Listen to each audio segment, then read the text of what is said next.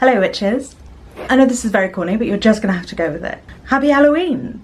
And welcome to another reading vlog. This week I'm going to be reading books about witches only. All of the books that I read this week are going to contain witches in some way or other.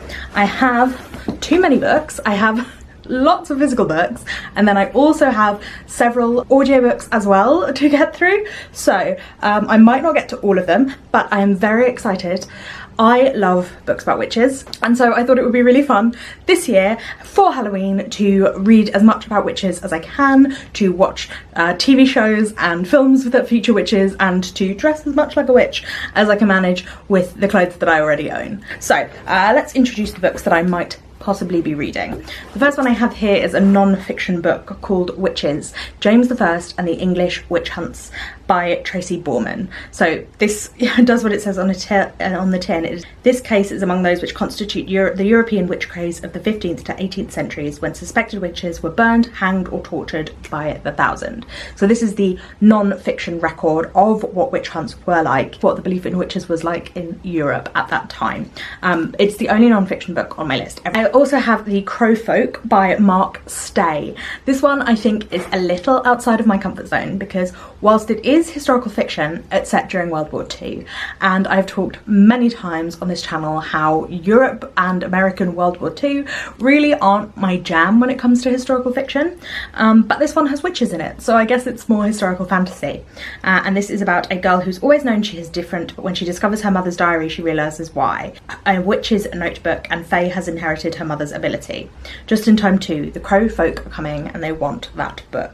So I'm not sure how I feel about this one. This one might be the one that I like the least. It's giving me very much World War II commercial historical fiction vibes, but I am also intrigued, and it could be a lot of fun. The other one I also have, Cunning Women by Elizabeth Lee. I love this cover because it's got mushrooms on it. This one is one that I've heard loads about. I feel like it was on an awards list or something, and I had the audiobook on NetGalley, but I didn't listen to it in time before they took it off. So this one is set in 1620 in Lancashire, so the same time as the non-fiction, and about a small village where a family, Sarah Hayworth and her family live, and they are outcasts, but the villagers come to them at night time to get cures and various other witchy things. She spies a young man who is taming a wild horse, and she risks being caught to watch him calm the animal. It's about their relationship and about a new magistrate who investigates the strange ends that keep befalling the villagers. He has on his eyes on one family alone and a torch in his hand. The one I've heard only good things about, I know was the winner of the Desmond Elliott Prize, and that is the Manningtree Witches. So I think this one is set in a similar time period and is about an actual historical witch hunt. So I don't know how much magic there is in this one and Cunning Women, like if these women are being portrayed as witches with powers or if it's just historical fiction about witch hunts, but I'm interested in either. And this is about Manningtree, which has been depleted of men since the Civil War began in England in 1643. This is set.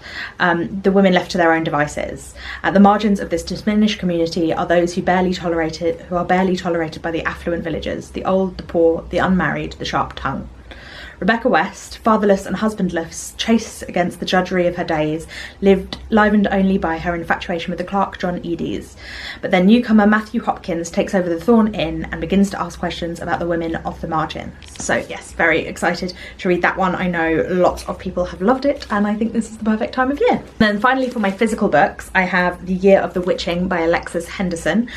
This one I know that Kayla from Books and Lala really liked, but I know that Words of Clover, oh I can't remember her real name, I'm sorry, was also reading it, and this is about Emmanuel, who's born in Bethel, which is a this is a fantasy community, this is a fantasy book, or a horror book I think is what my library's classed it as, but she lives in this village that's kind of a Christian sex cult, but not really Christianity. It's like a different religion but based on like puritanical Christian sex cult. The black people live on the outskirts of society and the white people are in the centre, and she is mixed race, but her mother disappeared or died a long time ago. Villages surrounded by the dark wood where you're never allowed to go. A varied set of books there. So non-fiction and some historical fiction about witch hunts and some actual witchy fantasy as well. So hopefully I will enjoy that. Then I also have some audiobooks to listen to. So the first one I have is The Inheritance of Orquidea Divina by Zoraida Cordova. And Zoraida Cordova is an Ecuadorian American writer, and I believe this is based in Ecuadorian bruja myth. So bruja is Ecuadorian, is Spanish for witch, I think. A tale of family, legacy and magical realism. When the mysterious matriarch of the Montoya family dies, she leaves behind more questions than answers about her magic. Years later, desperate to stop a sinister killer, family members flee to Ecuador on a quest to uncover her secrets. And then the other one that I have the audiobook for is Witch by Finn Barr Hawkins, and I think that this is middle grade. In the 17th century England, civil war rages and witches have become pawns in a plot to oust the king. Red-haired Evie does not want to be a witch, but she cannot deny the magic coursing through her veins. After witnessing the brutal murder of her mother by witch hunters, Evie vows to avenge her and track down her killers. Doesn't sound very middle grade, but for some reason I thought it was. I don't know, but we'll see when we get there, if we get there. So, let's get into the vlog.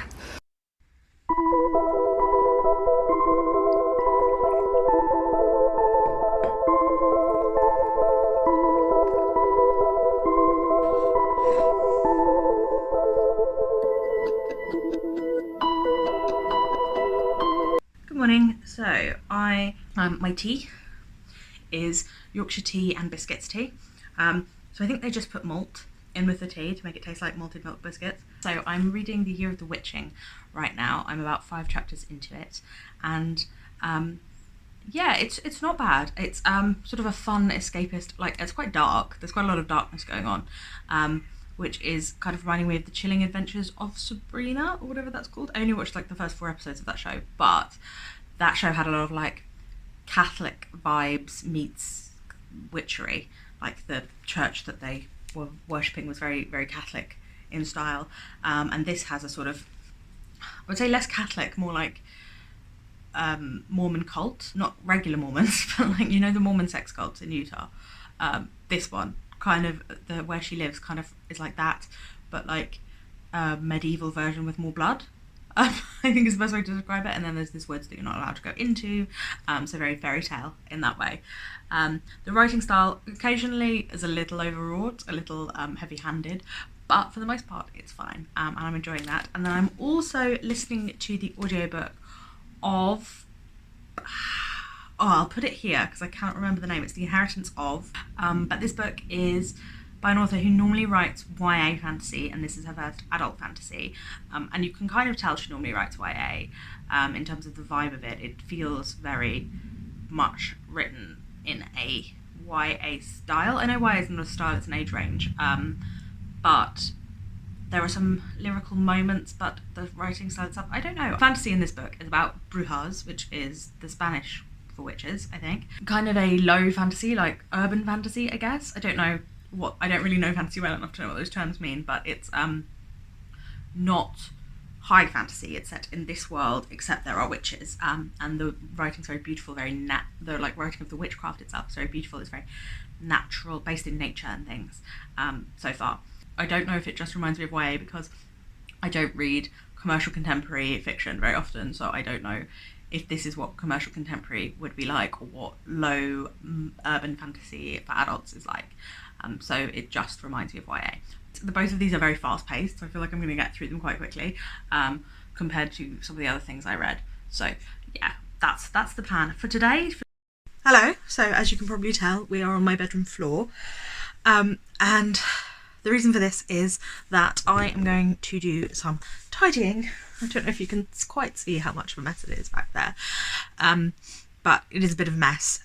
If you watched my last vlog, which was my reading the Booker Prize books vlog, which I will leave in the cards above if you are interested, I mentioned a couple of times in there I've not been feeling so well recently. I've been having some issues with various different conditions, and so when I'm not feeling well I spend a lot of time on my bed, and the side of my bed just ends up a tip because I'm exhausted, and because I'm fatigued, and so I, tidying up becomes less important, less possible, really, especially since I still go to work. So I end up, all of my spoons going to work 3 days a week rather than doing housework. And also, so because I want everything to be in reaching distance of me from bed, so that I don't have to call my partner all the time to do things for me, everything just ends up piling up next to my bed, and all my rubbish also piles up next to my bed. So today, because I'm feeling better, of course I'm tired, but better, I'm going to do some tidying, a little bit of tidying, and see how we get on. Even though, as I've explained, I've not been feeling well, it does still make me feel kind of shit how shit it looks, and I don't really want that necessarily on the internet. But also, it will still look messy because I can't hoover, because our hoover has incredibly good suction, which is great for getting rid of the mess, but I'm too weak to be able to move our hoover across the carpet. It just sort of stays in one place. So when my partner gets home, he can hoover. But for now, I'm just gonna pick stuff up and put it back where it belongs.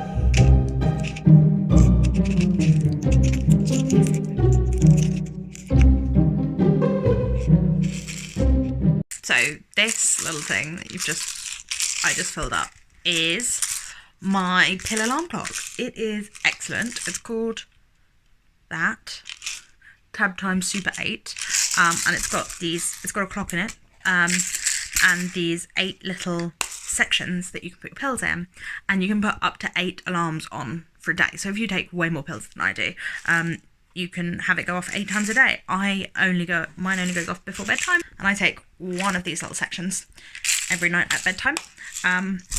But it's really useful in reminding me to take my tablets. So, because I was terrible, I was forgetting all of the time. I have no memory for remembering to take anything. My boyfriend has to remind me to brush my teeth every single night. Thankfully he does, and my teeth are fine. According to my dentist, my teeth are great, but I do have to be reminded to do it.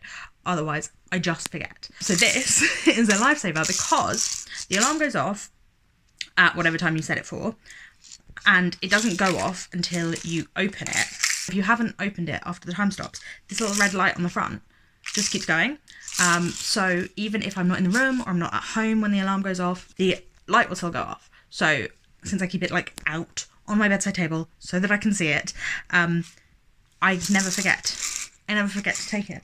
So if you are like me and you regularly need to take pills, but you are terrible at remembering to do things you have to do, I would recommend you get one of these. Also, filling that up has just reminded me that it is injection day today. If you've watched my vlogs before, you might know I inject myself every other week with an immunosuppressant for my arthritis. So I need to remember to do that today. So if you could remind me that today is injection day. It's better. It's not finished, but it's better. I'm going to get dressed, and then I'm going to go run some errands. I just need to find my headphones so that I can listen to a story while I am out. So I am dressed, but I haven't actually properly done my hair. Just brushed it. Not even that successfully, because I'm now going to get on my bike and cycle to the supermarket so that I can get some stuff to make lunch and dinner.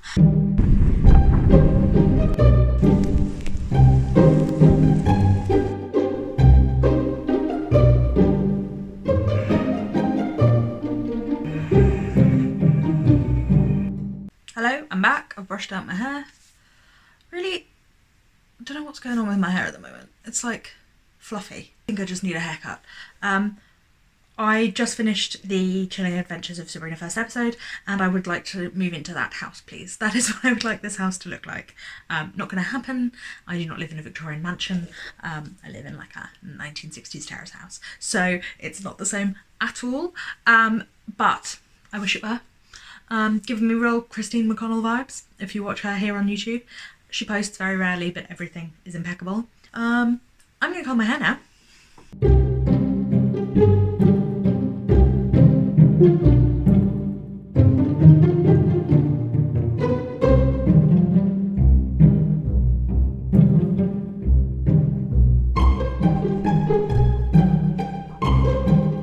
I've just filmed my intro, as you can probably tell, and I forgot that I need to write an essay, and I forgot that that's what I was supposed to be doing. So that's what I'm doing now. I'm doing my research. So yeah, got my JSTOR open and I'm writing some notes. Always gotta have sources. Hello, so it's day 2 and I've already filled in dressing like a witch. I've got Snoopy on my top because I've already been to work and come home and I'm in my PJs. Nearly finished, or very nearly almost finished, The Inheritance of Orquidea Divina, and it's kind of meh. People keep dying, but I don't care about them, and there's loads of reveals that seem to be completely out of nowhere. There's a lot of plot, it just keeps happening and it doesn't seem to matter. It's also not particularly witchy, and I think I made a bit of a mistake there because I chose to read the most recent release of this person, and she has a series called the Brooklyn Brujas, so that's Brooklyn, like, Latina witches, and I feel like I should have read that, or the first one from that series, but because it's YA, I was like, can't be bothered. I'll read this since it's like adult fantasy and maybe I'll like it a bit more.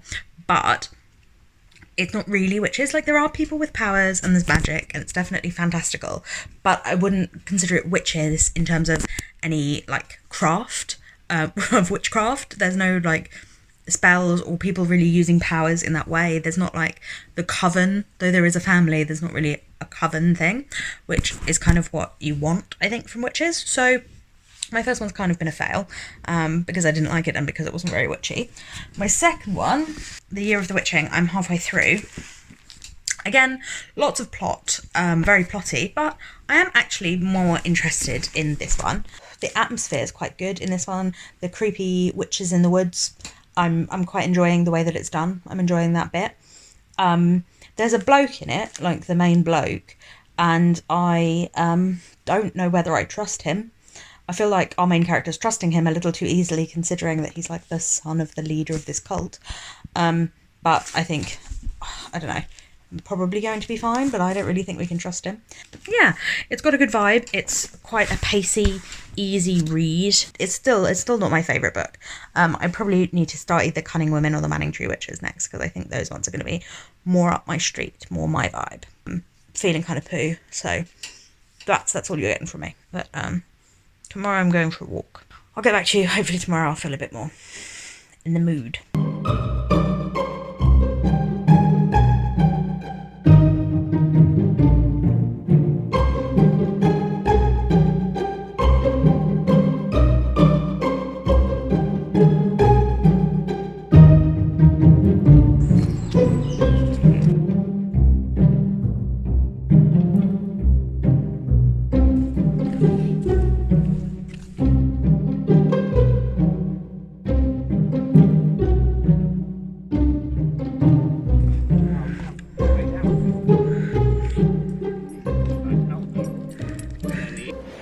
Hello, so it is Sunday and Sunday afternoon and I haven't talked to you yet. Haven't actually read any more yet, so I will talk to you about my reading in the future.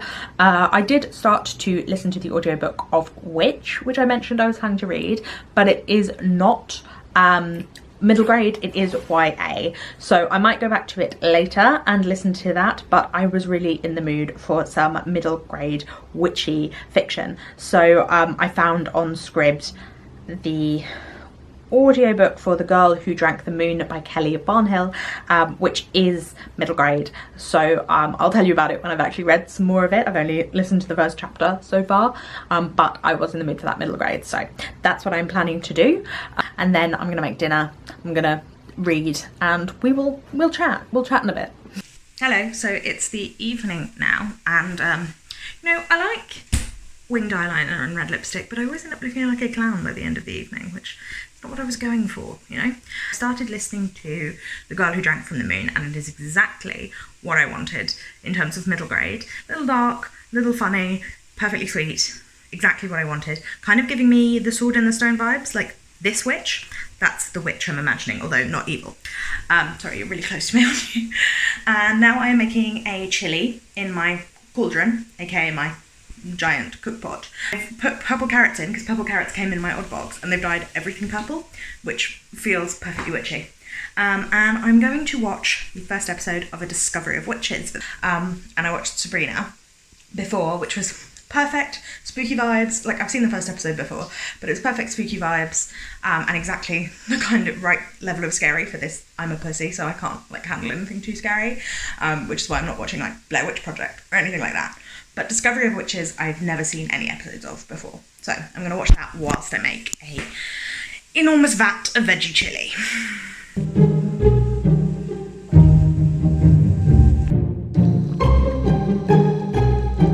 Looking rough in HD now. Good morning. Good morning. I didn't film yesterday because I was at work. I've been really fatigued.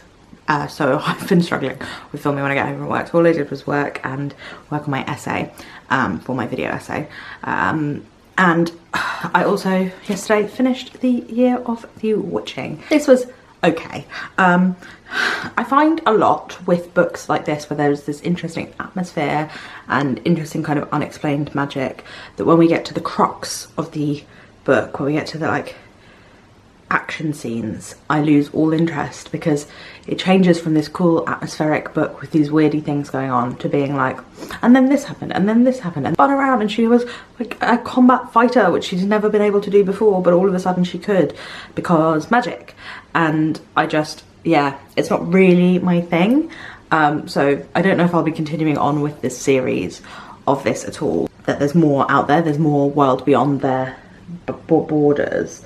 So I think that that's kind of where the sequel will go, because I think this is a series, but I don't think that it will call to me particularly, because very much like black and white characters and that action-packed scene at the end just didn't really work for me. But I'm not sad I read it, like it was alright, but I just wish, I don't know, I just wish there was a way to keep atmosphere at the end of a plot and things just didn't disintegrate completely into like fast action paced, because I just don't care that much about action.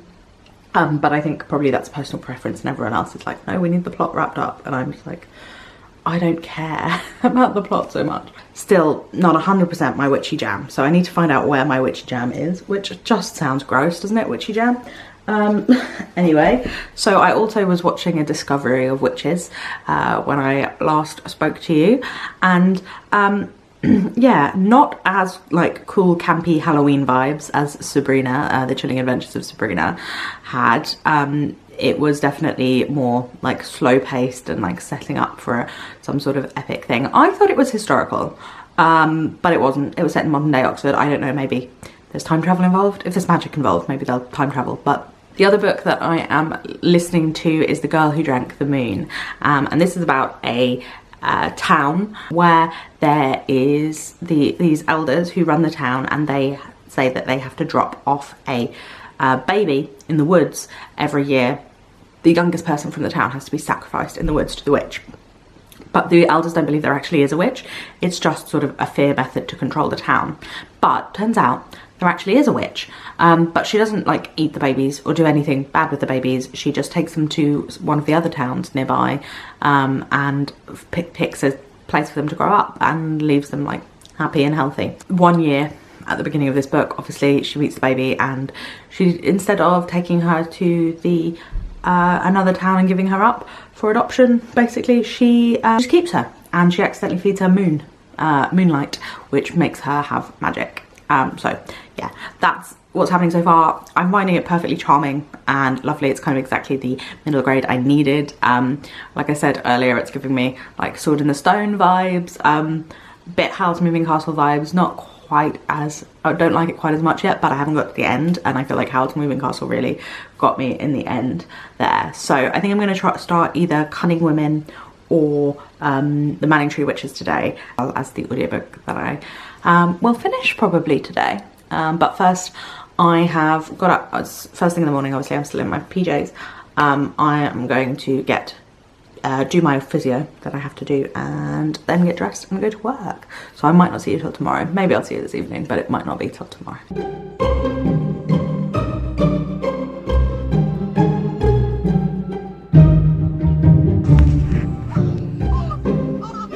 Today's my day off and I feel really rough. My fatigue is awful today and I don't really know why.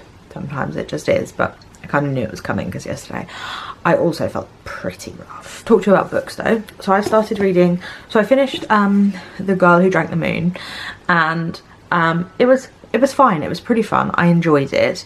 The ending, again, I don't know what it is, but I just don't like, I think that when you have so much build up with a plot, endings must be really tricky, because again, the ending just felt a bit much for me, like preachy, and I don't know if that works for children because it was a children's book, but for me it didn't work and I didn't love the ending of it, but the rest of it, yeah, it was fun. So the other things that I've started doing is I've started reading Crowfolk by Mark Stay, and this is the one set during World War II, and I thought when I started reading this, is this one a children's book as well, because it's written in a very children's book style, but I don't think 50 pages in, so but it seems like a fairly easy read, and we've got straight into the plot. Like, it begins with the pumpkin people and it goes straight into the girl finding her mum's notebook, like she's found it before the beginning of the book. So we're straight in with the witches and the walking scarecrows. Nothing spooky particularly yet, but we'll see what happens. And I've also started Cunning Women by Elizabeth Lee. This one is historical fiction set in the 17th century, and is about this family of witches, and they are witches. It's not just like, oh, we're accusing them of being witches because it's the 17th century. No, they actually are witches. The writing, not my favourite style of writing, but it's fine. If any of you have fatigue, do you know that feeling when you're so tired it just like hurts, and like my legs hurt so bad, and so I'm not really in the best state, and yeah, like it hurts to raise my arms at the moment. So I might finish writing the script for my video, but I don't know if I'm going to be able to get myself into because I can't get my words out. So even with the script, maybe I will struggle to be like properly bright and awake for a sit down video.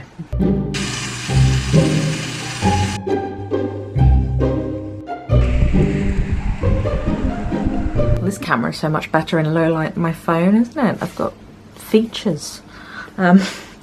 So I am like 40% of the way through the Crowfolk. I think I'm going to DNF. It's really not my style. Like I was saying when I had first started reading it, it kind of feels like YA, not YA, but like middle grade, or like it's written for children, except then there'll be this quite like explicit sexual reference or joke or comment that makes it clear it's not written for children. Like, I don't mind sexual references, that doesn't bother me, but clearly it's not for children. But it's just reminding me of like Curse of the Were-Rabbit, the Wallace and Gromit film, or like a Doctor Who episode. Neither of which are what I'm really looking for in my fiction. I'm not a particular Doctor Who fan, and I don't mind some like campy fun, like watching Hocus Pocus this morning, which I've actually never seen before. It's not one of my like childhood movies. Not a movie I think I'll ever watch again, but it was fine. Regardless, this book I think I'm gonna have to DNF. The only thing is I've been listening to the audiobook of this, and I am not doing so well at the moment. I've been dealing with migraines, as you probably know, because I complain about them in pretty much every vlog that I film, and I've decided to track them because my rheumatologist said that I need to go to the doctor to talk about them, and I have had a migraine for 6 out of the last 10 days. Now obviously, hopefully it won't continue to be 60% of the time I have a migraine. I might just be a particularly bad 10 days at the moment, but that is making it tough, and that is making it tough for me to like sit down and read physical books, because when I have a migraine, the like white of the page just starts to glow and the words float around. Like if you've ever seen an animation for what it's like to be dyslexic. I don't know what it's actually like to be dyslexic because I'm not, but if you've ever seen how they like animate that on TV, that's what it feels like when I have a migraine. Everything's just like shifting and the white's really bright, but I'm fine with audiobooks when I have a migraine.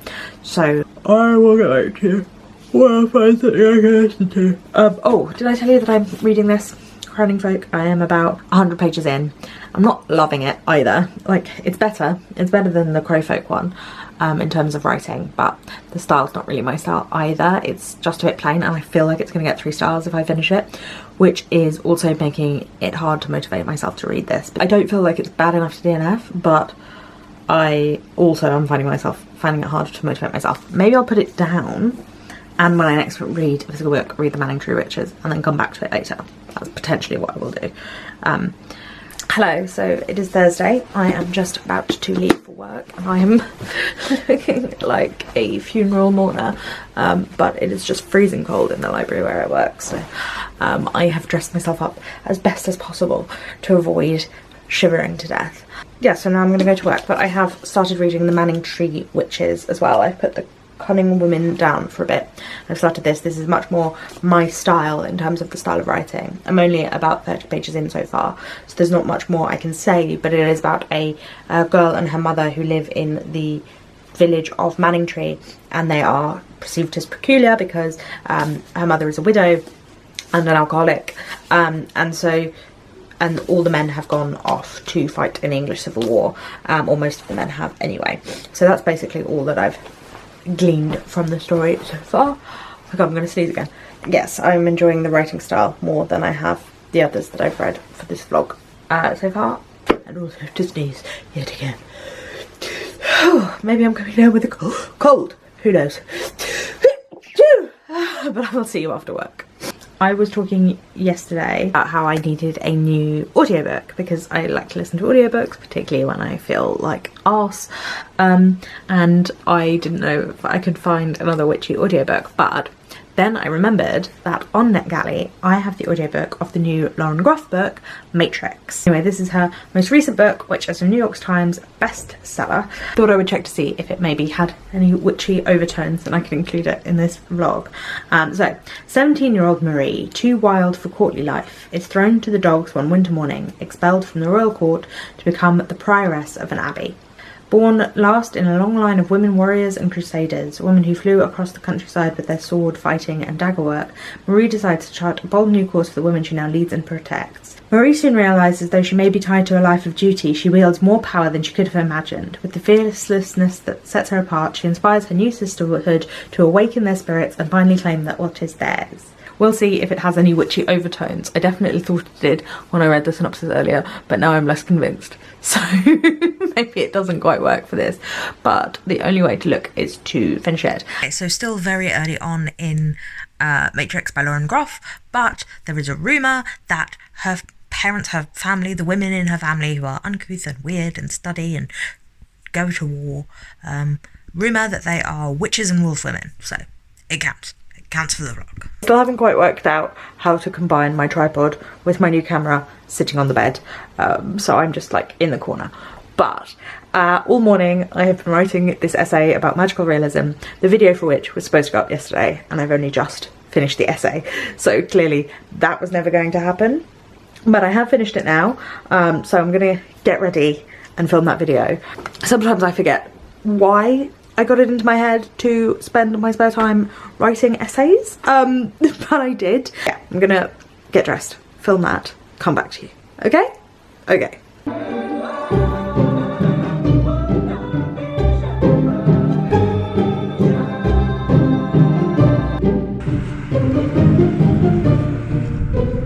Hello, not what you were expecting, possibly.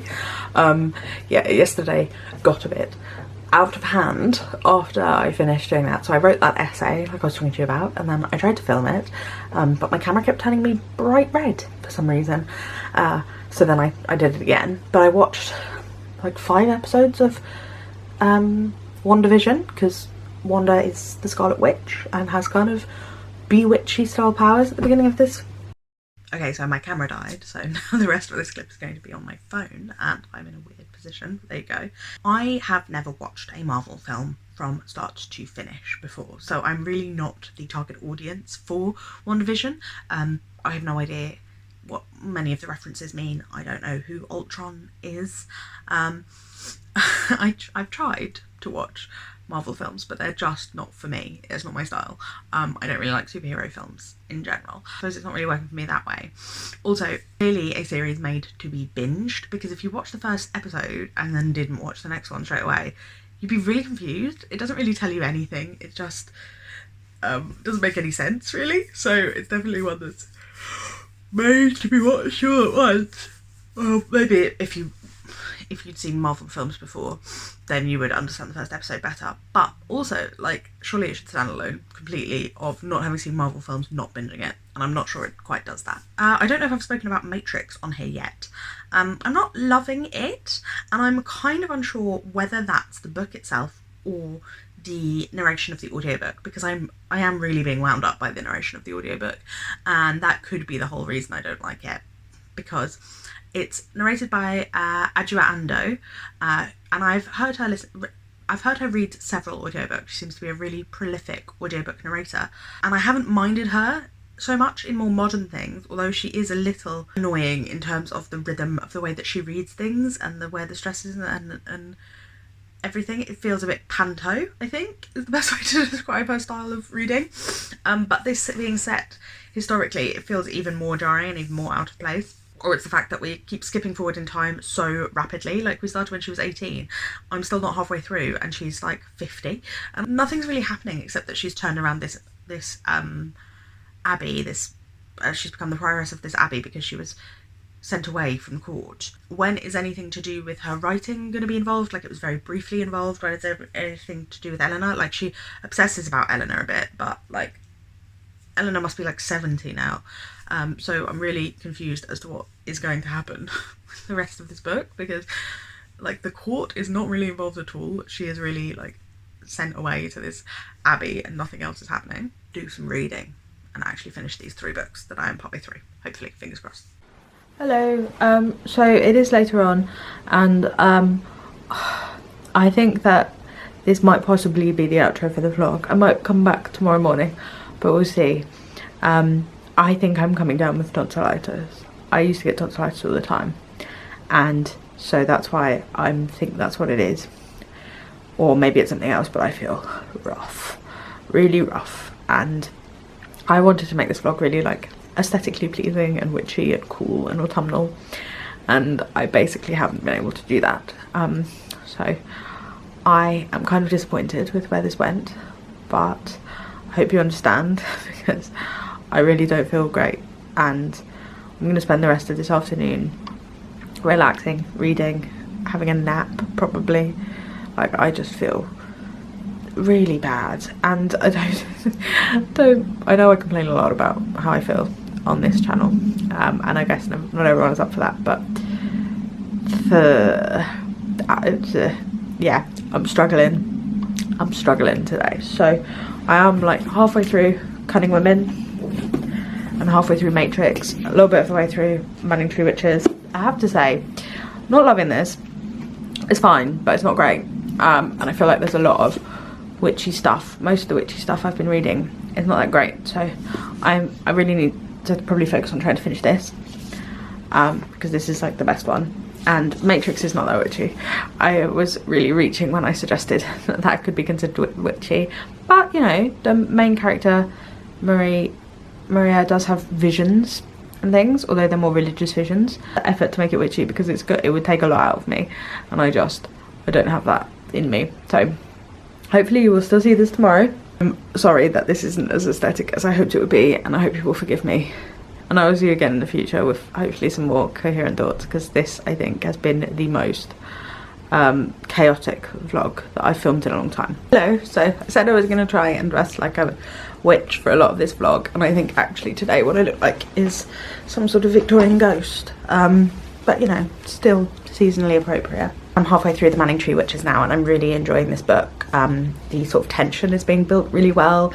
The sense of this area of Essex at this time period, the time period particularly, the period details, they feel really good. Like, that's a really terrible description, but they feel really real and like lived in, rather than just being mentioned on the top. They feel like really lived in for the characters.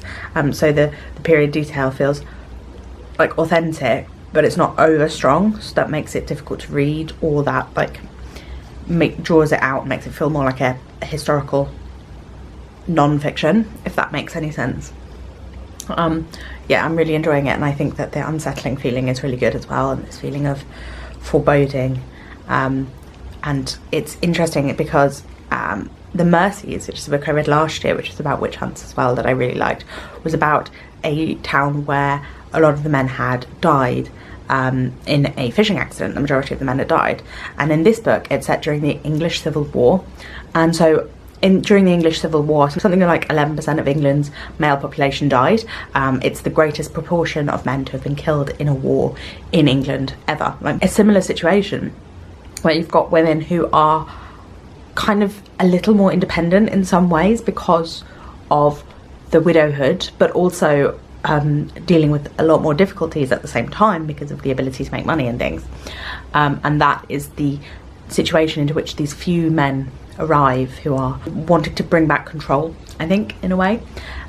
So yeah, I'm really enjoying this. It's not the same as The Mercies in the atmosphere is very different. And this feels really tense as well, but this feels more like dirty and gritty in a way. But yeah, I'm enjoying reading it. You can probably tell that I feel a bit better now. I had a nap. Still don't feel well, but I don't feel as much like it as I did in the last clip. But what I'm going to do now is watch the last of my witchy programmes. I'm going to watch Practical Magic, which is another film that I've never seen, but I know a lot of people love. I know there are lots of probably scarier witch things that I could have read or watched at this time, but as I mentioned, I am kind of a wimp when it comes to that sort of thing. So I'm going to watch that. Thank you for watching. I hope you enjoyed this vlog, even if it was less witchy and atmospheric than I hoped it would be, because I've been so unwell. Please remember to give this video a thumbs up if you did like it, and to subscribe. I put out new videos usually twice a week, so I will see you again very soon. Thank you for watching. Bye bye. For more